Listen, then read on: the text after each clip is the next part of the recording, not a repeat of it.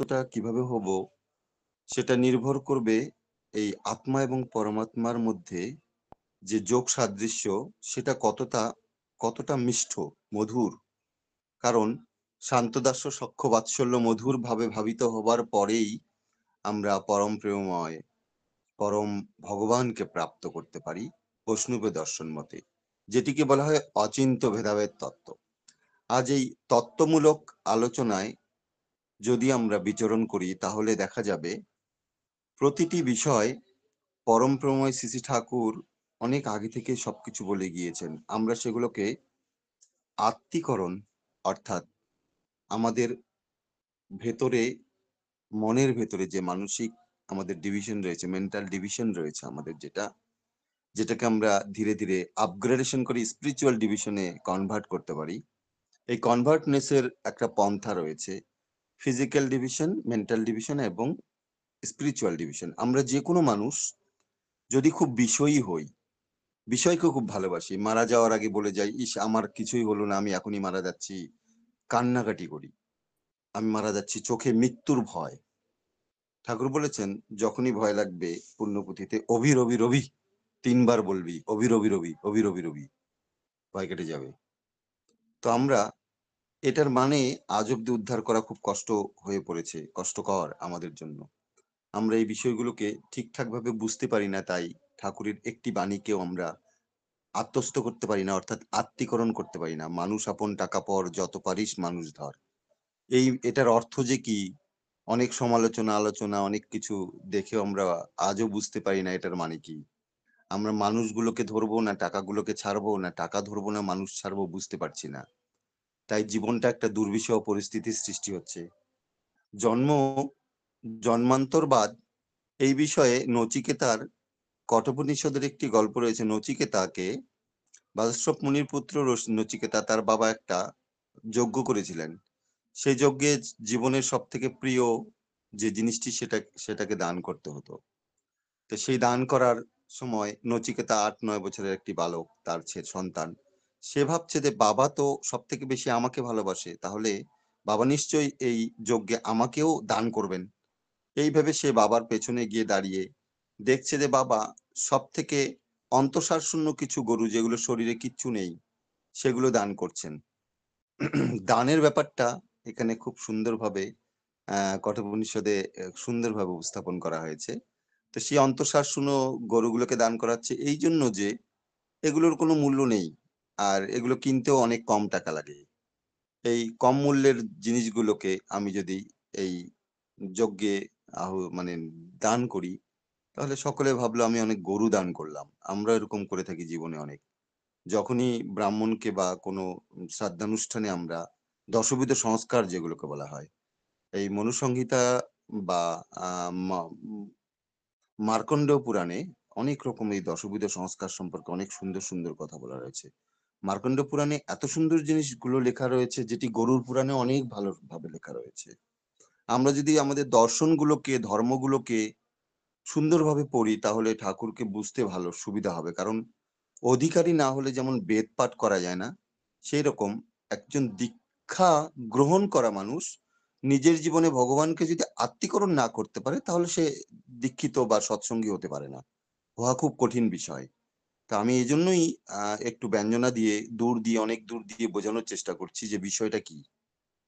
তখন সেই বিষয়টা হলো যে গরুগুলোকে আমরা দান করছি, ঠাকুরকে আমরা এরকম ইষ্টভীতি দান করি। দেখবেন অনেকে বলে যে ঠাকুরকে আমি অনেক পয়সা দিয়েছি, কি হলো, আমি দেওঘরে এসে এই যে আমার জায়গা মিলছে না, হ্যাঁ, আমার রুম মিলছে না, রুম বুকিং হয় না, কি আমি এত টাকা দিলাম, এত কিছু করলাম, হ্যাঁ, আমার টাকাগুলো এখানে দিলাম কিসের জন্য? আবার সৎসঙ্গের যখন আমরা আনন্দবাজারে খেতে বসি, তখন দেখা যাবে ঠাকুরের প্রসাদ, ঠাকুরকে একজন দাদা বলেছিলেন যে ঠাকুর, আপনি এই প্রতিদিন প্রতিদিন এই খিচুড়ি আর ডাল এগুলো খাওয়ান কেন? এই ডাল খিচুড়ি ছাড়া আর কোনো খাওয়া নেই, ভালো খাওয়া নেই? তো সৎসঙ্গে আমরা আসি ডাল খিচুড়ি খেতে। ঠাকুর বলেছেন, দেখ, অল্প অল্প খরচে সব থেকে বেশি মানুষকে খাওয়া যাবে এই রকম খাবার আমাদের খাওয়া উচিত, প্রথম কথা। দ্বিতীয় কথা হলো যে যে খাবারটি শরীরের জন্য খুব সহজপাচ্য এবং শরীরকে খুব সুন্দর রাখবে। এইরকম খাবার আমাদের খেলে সবথেকে ভালো। তাই আনন্দবাজারে এরকম খাবার দেওয়াই উচিত। কিন্তু আমি দিল্লি মন্দিরে দেখেছি, আমি সরাসরি মন্দিরের নাম উল্লেখ করেই বলছি। আমি দিল্লি মন্দিরে দেখেছি সবথেকে মানে ভোজ বাড়িতে যে খাবারগুলো খাওয়ানো হয়, সুন্দর, সবথেকে বেস্ট। যেগুলো খেলে প্রাণ ভরে যায়। মন প্রাণ ভরে আহাহা! কি খেলাম! কি সুন্দর ব্যাপার। যেন ঠাকুরের সৎসঙ্গটা একদম পরিপূর্ণ হয়ে গেল এত সুন্দর খাবার খেয়ে। তো এটা একটা আমাদের জীবনের দিক। তো সেই সৎসঙ্গে আমি দেখেছি আ ফ্রাইড রাইস জাতীয় কিছু হওয়া দিল্লিতে। পনিরের ভালো, ভালো তরকারি এবং হেভি মসলাদার সুপার করে রান্না করা একদম যাকে বলে। যেগুলো খেয়ে গাড়িতে করে যখন বাড়ি ফিরি মাঝে, মাঝে আমাকে প্যান্ডি খেতে হয়। কারণ এই গ্যাসের ট্যাবলেটটা না খেলে ঘর পর্যন্ত ফেরা যাবে না। এটাকে আ আনন্দবাজারে সহজপাচ্য খাবার বলে কিনা আমার জানা নেই। তো এরকমভাবে আমরা আমাদের জীবনটিকে ঠিক এই খাবারের মাধ্যম দিয়ে আমি বোঝাতে চাচ্ছি যে জীবনটিকে আমরা এভাবে দুর্বিষহ করে তুলি। পরমপ্রেমময় শ্রী ঠাকুরকে বুঝতে গিয়ে আমরা আত্তীকরণ করতে গিয়ে আমাদের ওভারডোজ হয়ে যায় এবং ওভারফ্লো হয়ে যায় জীবন থেকে সমস্ত কিছু। যা কিছুই আমি আত্তীকরণ করেছিলাম সবকিছু যেন বন্যার মতো বয়ে চলে গেল কোথাও। আবার তাকে নতুন করে আত্তীকরণ করতে হয়। আমি আ দেখেছি আনন্দবাজারে অনেকে আচার নিয়ে অনেক কিছু বড়া নিয়ে বসেন। এটা ঠাকুরকে আত্তীকরণ করা নয়। তাহলে যদি আচার বা বড়ার প্রয়োজন হতো, ঠাকুর কি আমাদেরকে ভালোবাসেন না? তিনি কি ২-৪ টা আচার বড়ার ব্যবস্থা করতে পারতেন না আনন্দবাজারেই? আমাদেরকে কেন বাইরে থেকে বয়ে নিয়ে আসতে হবে? তো আমরা ঠাকুরকে প্রতিদিন ৳৩০ দেই। প্রতি মাসে ৳৩০ করে অর্ঘ্য দেই। ধরুন অনেকে মনে করেন এটা যে আমি ঠাকুরকে অর্ঘ্য দিচ্ছি। আসলে এটা তো অর্ঘ্য নয়। এটার বিষয়ে আমরা একটু পরে আলোচনা করাবো।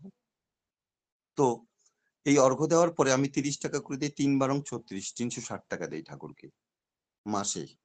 আর আমি যখন একবার দেওঘরে যাই ঠাকুরের রুমগুলোতে থাকি, যেগুলো ঠাকুরের বাড়ি থেকে বানানো হয়েছে, সে রুমগুলোতে একদিন থাকলেই কমসে কম বাইরে যদি থাকি আমরা ৳৭০০ থেকে ৳১,০০০ লাগে। আমি ৩ দিন থেকে ৳৩,০০০ খেয়ে ৳৩,০০০ তো ওখানে মানে থাকার জন্য ইউজ করি। প্লাস আমি আনন্দবাজারে খাবার খাই। এই যে বিষয়টা যদি কোনো গুরু ভাই-বোন ভালোমতো একটু বাড়িতে বসে থেকে বিচার করুন, আমি অল ফ্যামিলি নিয়ে গিয়ে ঠাকুরবাড়িতে কত টাকা খরচ করে দিয়ে আসলাম এবং আমি ঠাকুরবাড়িতে কতটুকু দেই বা দিতে পারি। এই যে জীবনের যে যোগ-বিয়োগ এটাকে হিসাব করে দেখলেই দেখবেন আমরা মাইনাসে আছি। তার মানে আমি অন্যের কোনো অর্ঘ্য দেওয়া সেই অর্ঘ্যের সুবিধা ওখানে নিয়ে আসলাম। তাহলে আমার পুণ্যফল কি হলো? সারা জীবনের কর্মফলটাই ফাঁকি হয়ে গেল না? আমরা যদি এইটুকু বুঝতে পারি, শুধু দেওঘর যাওয়া এবং আসা, তাহলেই দেখবেন জীবনে আমরা কতটুকু ঠাকুরকে আত্মীকরণ করতে পেরেছি। আত্মীকরণ বিষয়টি এমনভাবে না বোঝাই এমনভাবে বোঝাই ভালো যা ব্যবহারিক। এমনভাবে বোঝা নয় যেটা আমি মানে ক্রিটিক্যালি চিন্তা করতে পারি না, বাহ্যিকভাবে বুঝি। এরকম নয়। নিজের ব্যবহার কর্মফলের মাধ্যমে সবকিছু বোঝা। তো আমরা মানুষকে আপন করলাম কেমন করে? আমি তো টাকাকে আপন করার চেষ্টাই করে যাচ্ছি। একটি মাত্র বাণী আমরা আত্মীকরণ করতে এখন অব্দি পারিনি। আমি পারিনি। সরি, আমরা বলব না। আমি পারিনি। আমি এখনো পারিনি। কারণ আমি দেওঘরে গিয়ে কতটুকু পরিমাণ আমি আত্মীকরণ করতে পারি আমি নিজেই জানি না। ঠাকুরের ওখানে বসে থেকে ঠাকুরকে আমি কতটুকু মনের কথা বলতে পারি বা ঠাকুরের মনের কথা বা ঠাকুরের চোখ-মুখ সেই দীপ্ত কান্তি চোখের দিকে তাকিয়ে আমি আমার জীবনের সব হিসাবকে কিভাবে ওখানে মেলাতে পারি এইটুকুই এটুকুর জন্যই আমার মনে হয় দেওঘর যাওয়া উচিত। কারণ ঠাকুর বলেছেন যে যখনই দেখবে চারিদিকে দুঃখ দারিদ্রতা ঘিরে ধরেছে তখনই কিন্তু সেই পরম ধামে একটু বেরিয়ে আসতে হয়। তাহলে সবকিছু মার্জনা হয়ে যায়। তো ঠাকুর ওখানে বসে আছেন আমাদেরকে দেখার জন্য। তিনি একটি বিগ্রহ নন। তিনি জীবন্ত ওখানে আছেন। দেখবেন যদি ঠাকুরকে ঠিকভাবে আত্মীকরণ করা যায় বা ঠাকুরকে নিজের জীবনের মধ্যে যদি উপলব্ধি করা যায় দেখবেন গা গুলো শিড়ে উঠবে। কোনো একটি বিষয়, কোনো একটি জায়গায় গিয়ে দেখবেন গা শিড়ে উঠবে, রোম খাড়া হয়ে যাবে। তার মানে সেই জায়গায় ঠাকুরের উপস্থিতি রয়েছে এবং খুব সুন্দর গন্ধ পাওয়া যায়, সেন্ট। সুপার সুগন্ধ আসবে দেখবেন যেখানে সেখানে। এই জিনিসগুলো যিনি খুব সুন্দরভাবে নিজের জীবনে আত্মীকরণ করতে পেরেছেন ঠাকুরকে, তিনিই কিন্তু একমাত্র এই বিষয়গুলো জানতে পারবেন যে ঠাকুর কোথায় আছেন? ভগবানকে আমরা কোথায় খুঁজে বেড়াই? তুমি শালগ্রাম শিলা সোয়া বছর যার সকলই সমান তারেরই রাসলীলা। যতীন্দ্রনাথ সেন বলেছিলেন দুঃখবাদী কবিতায়। এত সুন্দর, সুন্দর লাইন যে আমরা ভগবানকে শালগ্রাম শিলা বানিয়ে দিয়েছি। তাকে নিয়ে তার সোয়া বসা সমান ভাবতে শুরু করেছি। তাই ঠাকুর বলেছেন, "অর্জনে পটু সাশ্রয়ী কাজে সুন্দরে সমাপন দেখে বুঝিস তার দক্ষতা কেমন।" স্কিল ডেভেলপমেন্ট এটাকেই বলে। স্কিল যখনই খুব ডেভেলপড হবে, যখন আমরা সাইকোলজিক্যালি আমাদের জীবনকে খুব সুন্দরভাবে দারুণভাবে তার মতো করে তৈরি করে নিতে পারবো, তখনই আমাদের আত্মীকরণ ঘটতে পারে। পরম প্রেমময় শ্রী শ্রী ঠাকুর আমাদের এই জীবনকে সুন্দর করার জন্য কি সুন্দর পন্থা দিয়ে গিয়েছেন। তিনি শেষ অবধি বলেছেন, "আমি তোদের যা শেখাতে চেয়েছি তোরা তা শিখতে পারলি না।" এই কথাটির মর্ম অর্থকে যদি আমরা খুব ভাবে উপলব্ধি করি, তাহলে আমি বলি ঠাকুরের মেমোরিয়াতে যখন আমি ঢুকি, আমি খালি দেখি ঠাকুর কি, কি জিনিস ইউজ করেছেন সবাই দেখি আমরা দেখবেন সব জিনিসগুলো ভালো মতো দেখি এগুলোর মধ্যে ঠাকুর আছেন। এরকম মনে হয়। ঠাকুর এগুলোতে ছোঁয়া দিয়েছেন, তার মানে ঠাকুর আছেন। ঠাকুর আ পার্থিব জিনিসের মধ্যে উপস্থিত আছেন, এটা আমার কেন যেন ওই মেমোরিয়াতে ঢুকলে মনে হয় না। কার কি মনে হয় আমি জানি না। আমার মনে হয় না পার্থিব জীবনে ঠাকুর রয়েছেন, পার্থিব বস্তুর মধ্যে। এই ম্যাটেরিয়াল জিনিসে ম্যাটেরিয়ালিস্ট আমরা হব না। আমাদেরকে স্পিরিচুয়াল হতে বলেছেন ঠাকুর। আমরা সুন্দরভাবে স্পিরিচুয়াল হলে মানসিক প্রশান্তির মাধ্যমে আমাদের জীবনকে আমরা সুন্দর করতে পারবো। তবেই আমরা একজনকে বোঝাতে পারবো ঠাকুর কি জিনিস। যখনই আমরা ডিপি ওয়ার্ক এ যাই তখনই দেখতে পাবো, ওরে বাবা! আমার মধ্যে তো অনেক ঘাটতি রয়েছে। আমি তো ঠাকুর সম্পর্কে কিছুই বলতে পারি না। তখনই বোঝা যাবে যে আমার দক্ষতাটা কতটুকু, আমি স্কিল ডেভেলপ কতটা হয়েছে। তাই লাখ-ধান্দায় মনটি ব্যস্ত ইষ্ট-ধান্দা বইলি না, তবুও চাস বিধির দয়ায় মতিচ্ছন্ন বুঝলি না? বিধি তখনই দয়া করবে। কখন দয়া করবে? যখন তাকে আমি আত্মীকরণ করতে পারবো। Radha, Shri Radhika representative of the devotee of the world. একজন এত ভালো রিপ্রেজেন্টেটিভ আমরা কখনো দেখিনি। তাই তিনি তাই তাকে আমরা ১ম এই স্মরণ করি। দেখবেন প্রতিটি নামের ১ম এই রাধার নাম রয়েছে। এই রাধা নামটা সামনে থাকার কারণই হলো তিনি ঠাকুর ভগবানকে আত্মীকরণ করতে পেরেছেন খুব সুন্দর ভাবে। তিনি ভগবানকে পাওয়ার জন্য কৃষ্ট সাধনা করেছেন। কণ্টক গারি কমল সমপদ তলে মঞ্জির চিরই ঝাঁপি গা গুরি বাড়ি ঢাড়ি করি পি চলো চলো তুই অঙ্গুলি চাপি। গোবিন্দ দাস কি সুন্দর বলেছেন। আমি ভগবানের কমলকান্তির সেই সুন্দর দেহকে দেখে যদি আমি বুঝতে না পারি, রূপ লাগি আখি ঝুরে গুণ মনোভোর প্রতি অঙ্গ লাগি করে প্রতি অঙ্গ মোর হিয়ার পরশ লাগি হিয়া মোর কান্দে পরাম প্রীতি লাগি থির নাহি বান্ধে। এই যে স্থির হওয়া জীবনে, স্থিরতা প্রাপ্ত হওয়া, এটা হলো অনেক বড় বিষয়। এটাকে বলা হয় বৈষ্ণব ধর্মে শান্ত। তারপর যে ভগবানের প্রতি আমার একটা ভালোবাসা, প্রেম, ভাব আসে, তবেই তো আমরা আমাদের জীবনকে সুন্দর, স্বাচ্ছন্দ্যময় এবং পরিপূর্ণ করতে পারি। এটা আসলে আমাদের জীবনকে সুন্দর করার সাথে আত্মীকরণের একটা বড় যোগাযোগ রয়েছে। জন্মের সময় অনেক দুঃখ নিয়ে জন্ম নিয়েছি। তাই বৌদ্ধ ধর্মে দুঃখবাদকে নিয়ে একটা বড় থিওরি আবিষ্কার করতে হয়েছে। নির্বাণ পরমং সুখং। বুদ্ধং শরণং গচ্ছামি, ধর্মং শরণং গচ্ছামি, সংঘং শরণং গচ্ছামি। এই যে জীবনকে আমরা সুন্দর করার জন্য ত্রিপিটকে এত সুন্দরভাবে দুঃখবাদ থেকে নিবৃত্তির যে পন্থা বলে গেলেন, এই পন্থাগুলো আমাদের জীবনকে কিভাবে সুন্দর করবে সেটাই তো আমাদের বড় বিষয়। আমি ভগবানকে খুব ভালোবাসি, খুব ভালোবাসি। ঠাকুর বলেছেন, "প্রার্থনাতে কইলি কত করলি না কো কাজে, ফুটলো ওটা কল্পনাতে ফলটি পেলি বাজে।" কল্পনা কোথায় সৃষ্টি হয়? আমাদের মস্তিষ্কের হাইপোথ্যালামাসে। এই যে এর ভেতরটাতে একটা হাইপোথ্যালামাস নামে একটা গ্রন্থি রয়েছে, যেটি ব্রেনের সাথে সংযোগ রক্ষাকারী। আমাদের জীবনে ব্রেনে যে সকল কিছু ইলেকট্রনিক ওয়েভ গুলো আসে, সেগুলো এর ভেতর দিয়ে আসে। এসে সেই হাইপোথ্যালামাসের মধ্যে দিয়ে ব্রেন সেলে যায়। এবং রক্ত সঞ্চালনের একটা মূল পন্থা, মূল একটা ভান্ডার, জায়গা বলা যায়। যেটাকে আমরা সার্ভার বলতে পারি, Google এর মতো সার্ভার। এরকম জিনিস, যা আমাদের সমস্ত কিছুর সাথে যুক্ত করে দেয়। এই হাইপোথ্যালামাস থেকে ক্ষুধা, তৃষ্ণা, নিবৃত্তি সমস্ত কিছু আসে। ওটাকে এখন বর্তমানে আমাদের মনে হয় একটা রিসার্চ ভালো মতো করলে এটাকে খুঁজে পাওয়া যাবে যে আমাদের মনটা, হাইপোথ্যালামাসই হলো আমাদের মন। হার্টে মন নেই। হার্টকে আমরা ডিভিশন করে অনেকগুলো ডিভাইডেশন এ ভাগ করতে পারি, যেটি সিগমন্ড ফ্রয়েড করেছিলেন অস্ট্রিয়ার। খুব সুন্দরভাবে হার্টের সাইকোঅ্যানালিটিক ক্রিটিসিজম এ তিনি সুন্দরভাবে বলেছেন। আমাদের মনকে বুঝতে হলে আমাদের মনের যে কনসাস এবং কনসাস স্তর, এই দুটোকে বুঝতে হবে। আমরা যদি তাকে আমার মধ্যে আমি উপলব্ধি করতে না পারি, তিনি আমার মনের সেই আনকনসিয়াস স্তরে কোথায় লুকিয়ে রয়েছে এবং তার জন্য আমার কতটুকু ভাব উদ্দীত হচ্ছে, উদ্গীরণ ঘটছে, সেটাই হলো বড় বিষয়। কৃষ্ণকে পাওয়ার জন্য কি লড়াই! অষ্টপ্রহর ব্যাপী নাম সংকীর্তন দেখুন, কেঁদে কেটে অবস্থা জটিল, চোখ দিয়ে জল ঝরে ঝরে শেষ অবস্থা। আমি দেখতে পাই যে ধর্ম তো নয় শুধু জটাজটি রাখা, বৃক্ষতলে বসে থাকা, কপালে চন্দন মস্তকে টিকি অঙ্গে নবাবলি ঢাকা। অন্যে বাঁচায় নিজে থাকে ধর্ম বলেই জানিস তাকে। ধর্মকে আমরা কিভাবে সংজ্ঞায়িত করছি, সেটা হলো সব থেকে বড় বিষয়। আমরা কি বৈকুণ্ঠ প্রাপ্ত করার জন্য সেই বিগত কুণ্ঠা হতে পেরেছি? অর্থাৎ কুণ্ঠাদেশ ঘৃণা থেকে আমাদের কি উত্তরণ ঘটেছে? আমি কি তার প্রতি আমার একটা টিউনিং রয়েছে? আমি কি এলোমেলো নই? আমি কি এলোমেলো থেকে সুন্দর হতে পেরেছি, মেলোডিয়াস হতে পেরেছি? সহস্র শীর্ষা পুরুষ সহস্রাক্ষ সহস্র পাদ স্বভূমিং বিশ্বত বিতাত্ম তিষ্ঠদ্য সাঙ্গুলম, শ্বেতাশ্বতর উপনিষদে একটি শ্লোক এটি। সেই সহস্র পুরুষকে আমরা কি আজও ধরতে পেরেছি? তমাদিদেব পুরুষ উপনান স্তমস্ব বিশ্বস্ত পরম নিধানাম বেত্তাসী বেদঞ্চ পরমঞ্চ ধামতা ততং বিশ্বমনন্ত রূপ। শ্রীমদ ভাগবত গীতার 11 নম্বর শ্লোকের 11 নম্বর অধ্যায়ের 38 নম্বর শ্লোকে এই কথাটি বলা রয়েছে। এই যে এত সুন্দর শ্লোকটি বলা রয়েছে, শ্লোক কিন্তু শোক শব্দ থেকে উৎপত্তি লাভ করেছে। তাই দুঃখ থেকে নিবৃত্তির জন্য হিন্দু ধর্মীয় শাস্ত্রে কিন্তু আমরা আনন্দ কথা বলেছি। এ কি আনন্দ, এ কি আনন্দ, পরমানন্দ, পুরুষোত্তম লীলা অভিনব। উড়িয়া একটি খুব সুন্দর কীর্তন, কি সুন্দর, মন নেচে ওঠে সাথে সাথে। দেখবেন সমস্ত শরীরে এক বিচ্ছুরণ ছুটে, এগুলো হরমোনাল ডিসব্যালেন্স কে ঠিক করে। এই হরমোনাল ডিসব্যালেন্স গুলোর জন্য কীর্তন করতে হয়, ঠাকুর তাই কীর্তন করতে বলেছেন।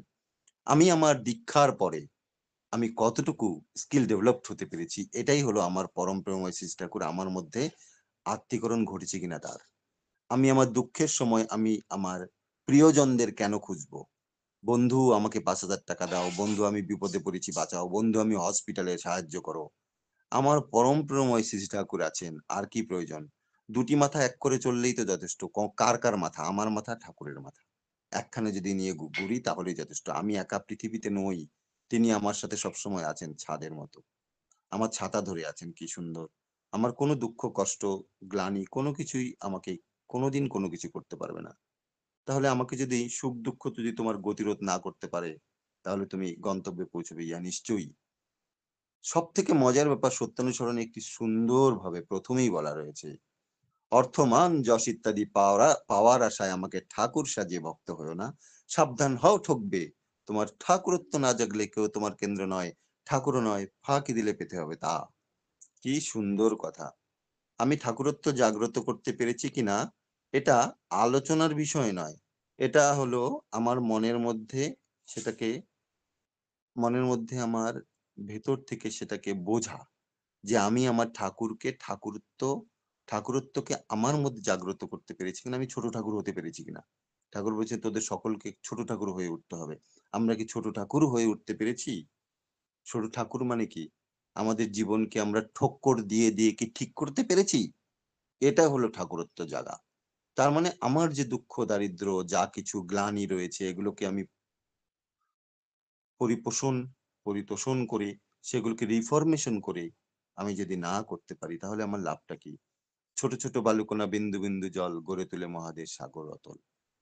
আমরা বহুদিন ধরে বহু ক্রোশ ঘুরে বহু ব্যয় করি বহু দেশ ঘুরে, দেখিতে গিয়াছি পর্বতমালা দেখিতে গিয়াছি সিন্ধু, দেখা হয় নাই চক্ষু মেলিয়া ঘর হতে শুধু দুপা ফেলিয়া, একটি ধানের শীষের উপর একটি শিশির বিন্দু।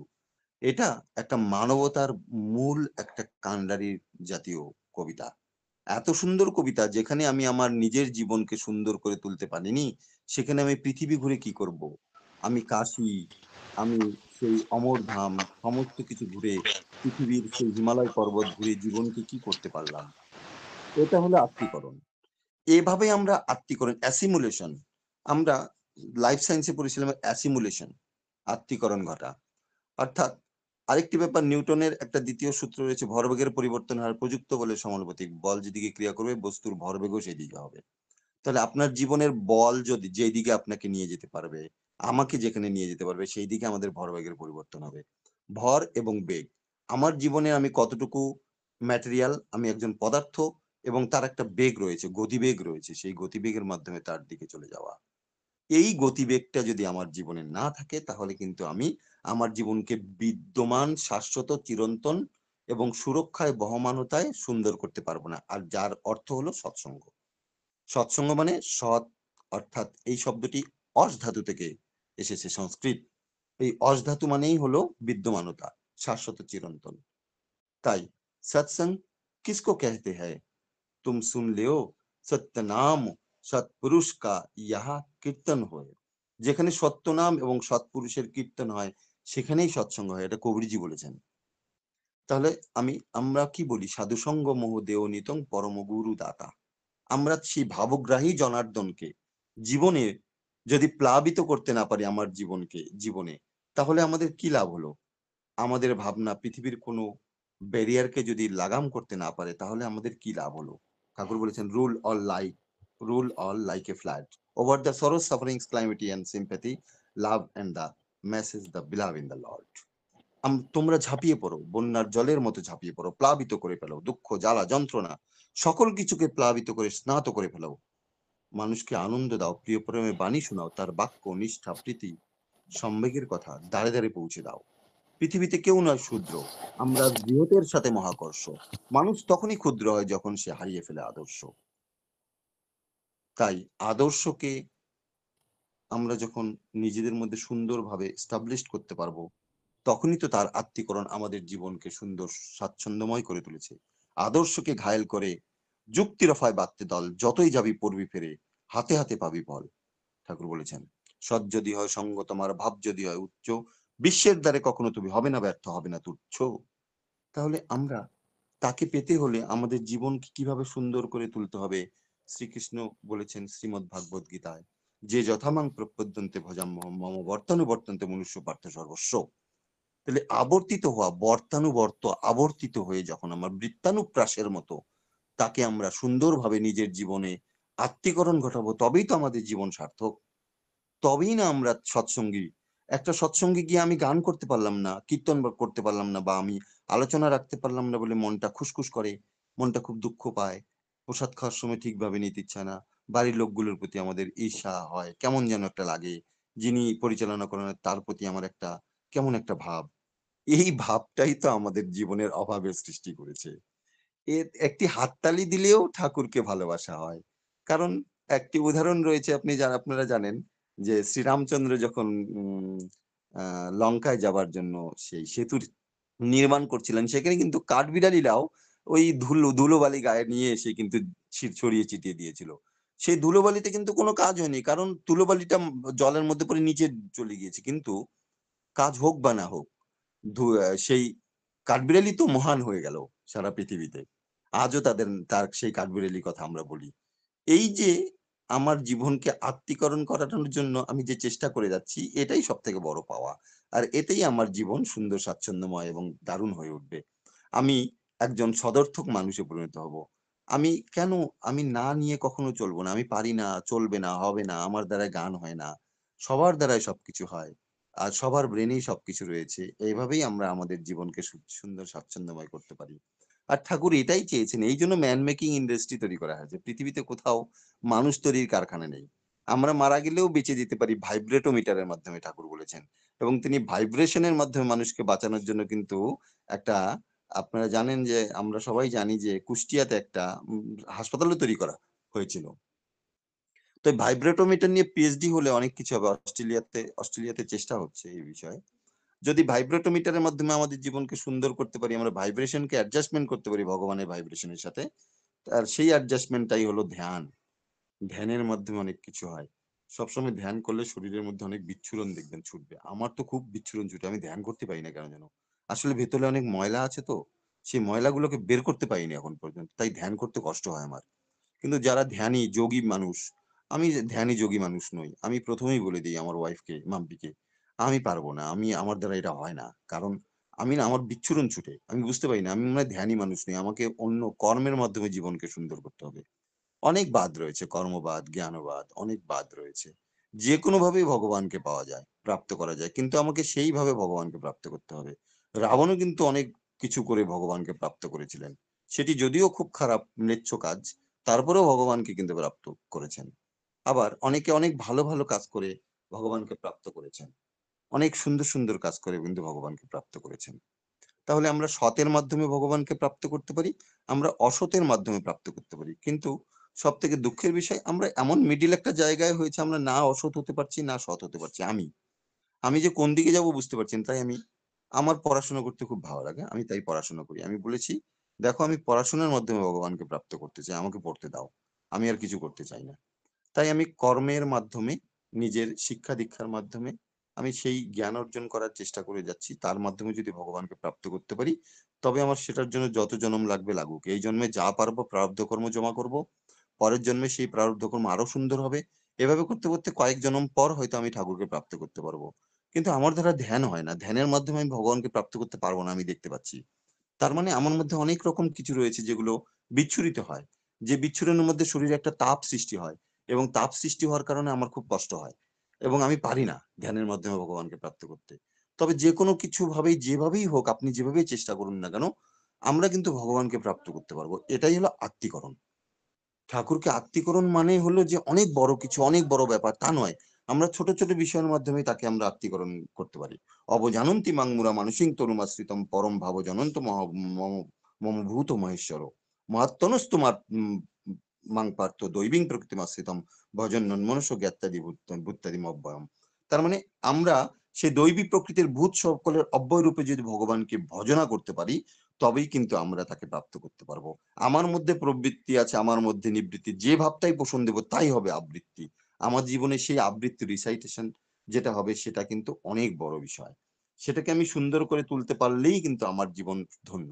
ঠাকুর কিন্তু বারবার বলেছেন, I want man, I love man, it is no my luxury to me, it is my soul of service. That's a soul of service. Soul of service মানে হলো জীবনের সত্তার শান্তি। সত্তার শান্তি তখনই ঘটতে পারবে যখন আমি তাকে আমার জীবনের মধ্যে আত্মীকরণ করতে পারবো।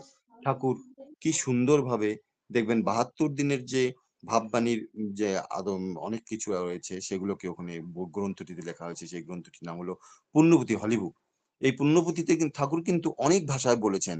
আমরা সেই ভাষাগুলো বুঝতে পারিনি বলে সেই সময় হ্যান্ডরাইটিং যারা করতেন, যারা এই শর্ট হ্যান্ডে লিখতেন, তারা বুঝতে পারেননি সেই ভাষাগুলো। তারা খালি ইংলিশ, হিন্দি, সংস্কৃত যেগুলো বুঝেছেন সেগুলো শিখেছেন, বাংলা।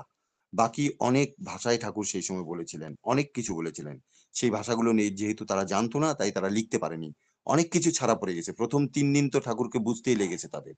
ঠাকুর এই ৭৫ দিনের ভাববাণী কিন্তু সমস্তই সংরক্ষিত হতো। প্রথম ৩ দিন বুঝতেই পারেনি ঠাকুর কি বলছেন এগুলো। তারপর তৃতীয় দিনের পরে সমস্ত শর্ট হ্যান্ডদেরকে ডেকে নিয়ে আসা হয়েছে। এনে আমি আমার বাবার কাছে এগুলো শুনেছি। আমার বাবা পাবনায় যেতেন মাঝে মাঝে। বাবা ৬৯ সালের আগে দীক্ষা নিয়েছিলেন, দাদু দীক্ষিত ছিলেন আমার। তো বাবার কাছে আমি এগুলো সব শুনেছি, এই ঘটনাগুলো বাবা এগুলো সব বলতেন। কারণ সেই সময় অনেকে ওখানে উপস্থিত ছিলেন যারা ঠাকুরের পার্ষদ ছিলেন, তাদের মুখ থেকে এগুলো একদম স্পষ্টভাবে শোনা। সেই জিনিসগুলো বুঝতে পারেননি অনেকে, তারপরে লিখতে তাদের অনেক সময় হয়েছে। তাহলে তারা ঠাকুরের সামনে বসে থেকেই ঠাকুরকে বুঝতে পারেনি। আমরা তো অনেক পেছনে আছি, ঠাকুর কোনদিন আমাদের থেকে চলে গিয়েছেন, কিন্তু আমাদের মধ্যে আছেন।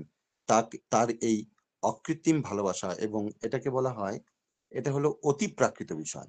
এটাকে অতি প্রাকৃত নাম দেওয়া হয়। প্রাকৃত মানে ম্যাটেরিয়াল, আমাদের সামনে যা দেখা যাচ্ছে চাক্ষুষ, সেটা প্রাকৃত। আর অলৌকিক হলো যেটা আমাদের সামনে উপস্থিত নেই, কিন্তু মাঝে মাঝে কিছু একটা ঘটে যাচ্ছে, বুঝতে পারছি না।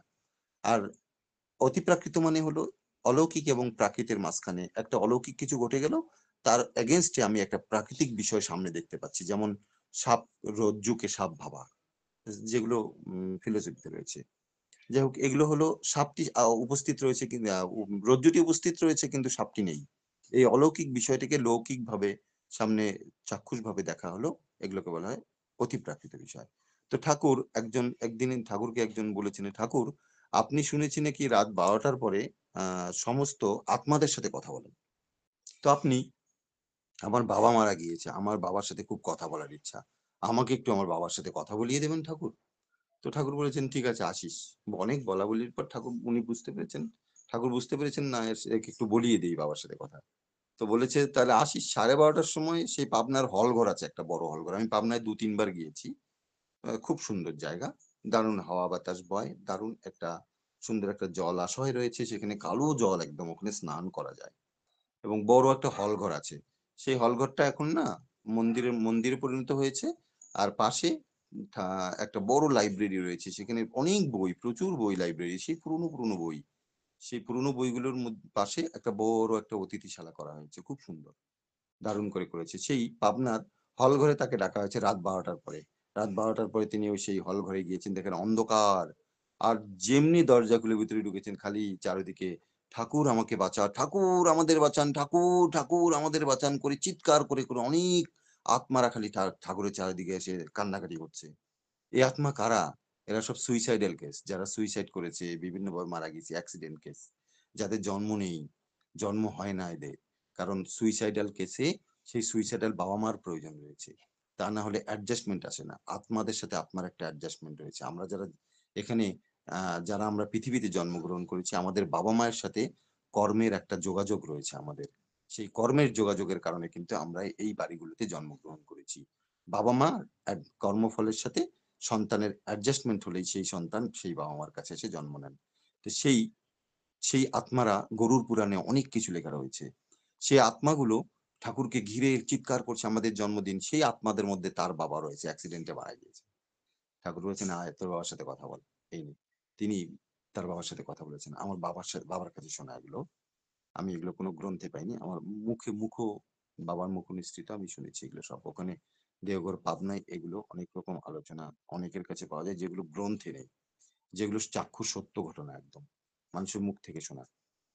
তারপরে তিনি কথা বলেছেন। তাহলে দেখুন, জন্ম জন্মান্তর বা সমস্ত কিছু ভগবান নিয়ন্ত্রণ করে, আমরা তাকে ভগবান মানতে পারি না অনেকে।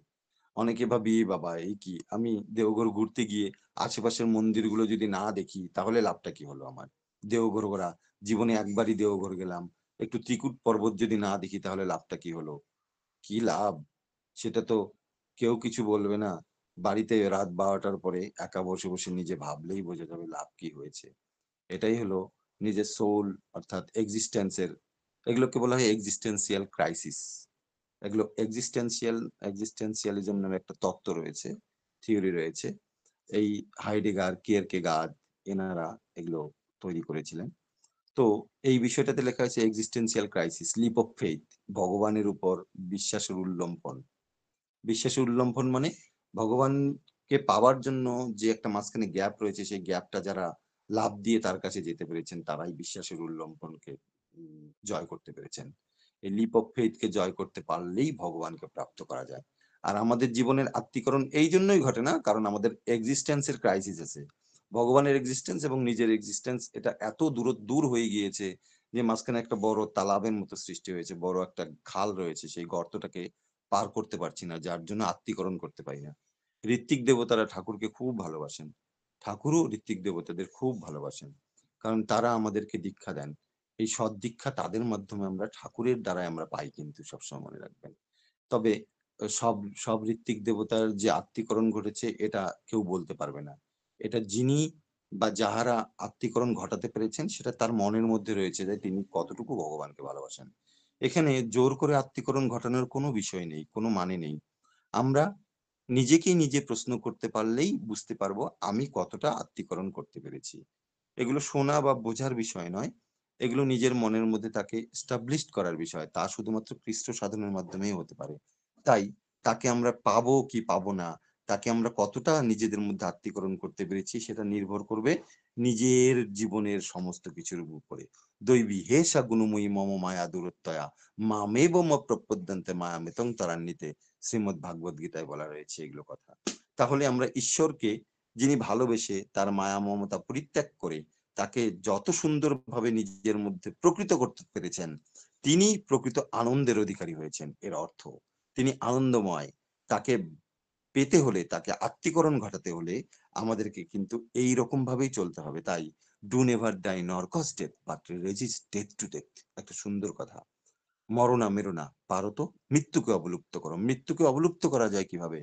জীবনের প্রতিটি ঘটনার মাধ্যমে ছোট ঘটনাগুলোকে যদি আমরা, ছোট মৃত্যুগুলোকে যদি আমরা অ্যাবলিশ করতে পারি, তবেই কিন্তু আমরা মৃত্যুকে অবলুপ্ত করতে পারবো। মৃত্যু মানে শুধুমাত্র ফিজিক্যাল ডেথ নয়, আমরা মেন্টালি অনেক ডেথ হয়ে যাই। তাই বলেছেন একজন রবার্ট ফ্রস্ট নামে একজন কবি বলেছেন যে আমরা দুবার মৃত্যুবরণ করি, and double dying shall go down. আমাদের জীবনে দুবার মৃত্যুবরণ হয়। আমি তো বলবো আমাদের জীবনে বহুবার মৃত্যুবরণ হয়। সেই তাই ঠাকুর বলেছেন, do never die nor cause death but resist death to death. আমরা যদি একটি পিপিলিকারও ব্যথা নিরাকরণের দিকে চেষ্টা না করতে পারি, তাহলে আমার লাভটা কি? কে তোমার গালে চড় মারলে যদি তুমি কেউ বলতে পারে যে কে কাকে চড় মারছে, তাহলে আমরা অন্যকে মর বলবো কেন? তুই মর, তুই তাড়াতাড়ি এক্ষুনি মর, এরম বলি না আমরা? এটা বলা যাবে না। আমরা কারো মৃত্যুর জন্য নিজেকে কর্তা বানাতে পারি না।